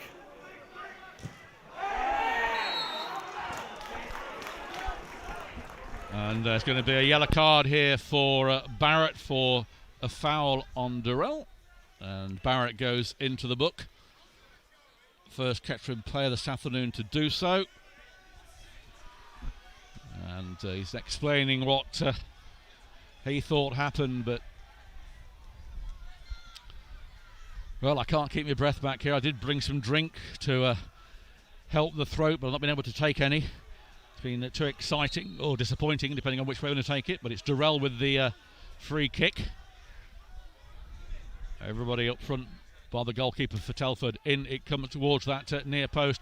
Headed on. There's a mad scramble here. Streets underneath. He gets the ball there. Comes in here. Cleared by Barrett. And it goes out for a throw-in to Telford as we're into the 3rd minute of the 4 that the referee has deemed is added time. The ball is back with a full-back. Crawford gets a foot to it. It spins. Can Storer get there? He can, but it bounces bad for him. He can keep it in and waste some time on that far side if he can. He's then disposed of the ball, and it's a Kettering Town throw on the far side. Mount Lure rushes to get the ball, hoping to get Kettering one last attack and one possible chance on that goal mouth. It is Brown with the long throw-in. But the way it's going to be at the moment, Kettering going to come away with a 2-2 draw when a win Ed has seen certain. Mind you, can we say that anymore with Kettering 2-0? Oh, well, Brown's being booked for time wasting, but no, 2-0 up. There's never, there's no such thing as comfortable now, it seems. So we've got a minute left of the game by the clock on the far side. Over everyone, Crawford keeps it in. No, he doesn't. Linesman says it's gone out of play. Wasn't up with play, but called that. That will probably be it, I would imagine. Well, there'll be a little bit of time, won't there, to play on, but with 30 seconds or so left of the time added on. And thank you, Frederick, for your comments there. It's difficult for some of us sometimes to keep our control with the way it goes, but it's flicked on by Telford towards Crawford, flicked on to Perry. Perry heads the ball down, and it's poor work there by Barrett. Goes out for a throw-in. 10 seconds of time added on to go. The referees tell him to go back, so time is wasted there. This will be almost as good as a win for Telford. Ball comes in, flicked on. Cooper gets the ball to it. There's Crawford, who's then knocked off the ball. A foul on Crawford on the halfway line. This is the last chance to Saloon as we're past the 4 minutes of added time, and it is going to be a disappointing 2-2 draw, I would have thought, for Kettering. For the neutral, you know, it's been a good game. I'm not neutral, and disappointed for me, but credit to Telford. They've come back for some sloppy Kettering defending and put the ball in the right areas, and there was a period of time there where they really battered Kettering. If ever there was a time where I didn't want to be right, but we said 5 minutes before the goal, Kettering just failing to clear the ball, and it was a scramble, wasn't it, in the penalty area that allowed the ball to. Well, Barrett needs to do well here to get the ball back to Smith, who then side foots it anywhere. The referee needs to blow his whistle pretty quickly as Telford coming in for an attack here. Here is the number 4, Abbey, puts it out wide to Blood. Blood, last chance here, it comes off Storer, who does well, gets the ball and puts it out of play for a throw-in. And it's given to a Kettering throw-in. That's a surprise. Don't know what happened. I wonder whether he's given the foul, you know. Yeah, could have given a foul on it. Pushing thanks, Storer. Dazza. We that will always try to it. entertain. That'll be it. We've had a minute 13 over the allotted time with the ball in a neutral area. Smith will kick this and the referee will blow the whistle, I would imagine. If he doesn't, then I'll be honest, I kind of want to go home at some point today. He hasn't blown the whistle, so I'm still not going home. Flicked on, Crawford can't get there, cleared away, and there we go. Well, not so many boos from the Telford crowd in the second half. The only boos there will be will probably from the Kettering fans who've witnessed another capitulation after being 2 goals up. They're down on the haunches once again. It seems to be the number that Kettering can't win. Get 2 goals up and it all goes pear-shaped. That's happened on 4 occasions recently, and no matter what Kettering seem to do at 2-0, it goes wrong. Well, we're going to try and get, we will get an interview from one of the managerial team, which will be on the website later, either this evening or tomorrow morning. But from Ed and myself, we'll see you at Leamington next week. But here from... Are we going to do a quick man of the match? Go on. I'm going to chuck McDonough.